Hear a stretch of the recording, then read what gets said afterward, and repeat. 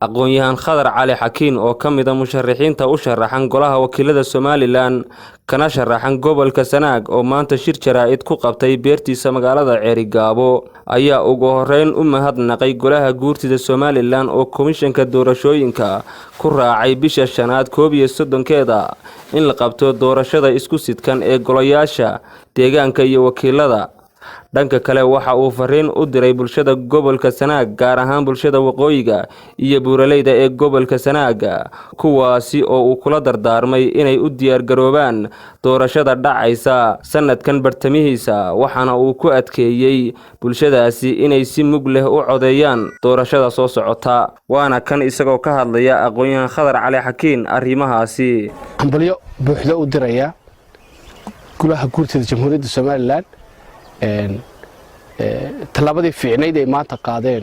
ay doorashadii ku ayideen waqtigii komishanku jadwalkii komishanku soo gudbiyay waxa leeyahay shirgudoonka golaha guurtida iyo xildhibaanada golaha guurtidu aad iyo aad ba u mahadsantihiin shacbiga Soomaaliland maanta waa kaga farxiseen muddo badan baa shacbigu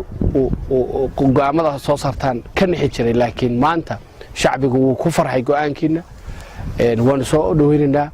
waa hambalyeynaa waxaan leenahay si wanaagsan baa sameeyeen talaba fiican baa qaadeen waxaan leeyahay waa intaas oo uga sii dhawaataan insha Allah taala hadda dalkii wuxuu u jehaystay doorasho diyaar loo yahay waxaan leeyahay shacbiga Somaliland guud ahaantii gobolka Sanaag shacbigiisa shacbiga degmada Ceerigaabo shacbiga xeebaha diyaar garooba doorasho waqti way qabsoomaysaa waxba inagama harin wixii la tiriyaa uu kooban yahay maalmo kooban baa haray 31 May waa berito waxaan dareemi karayaa shacbiga ku dhaqan xeebuhu in waqtigaas waqtiga kuleelku bilaabmay ay tahay waqti adag bay ku soo beegmaysaa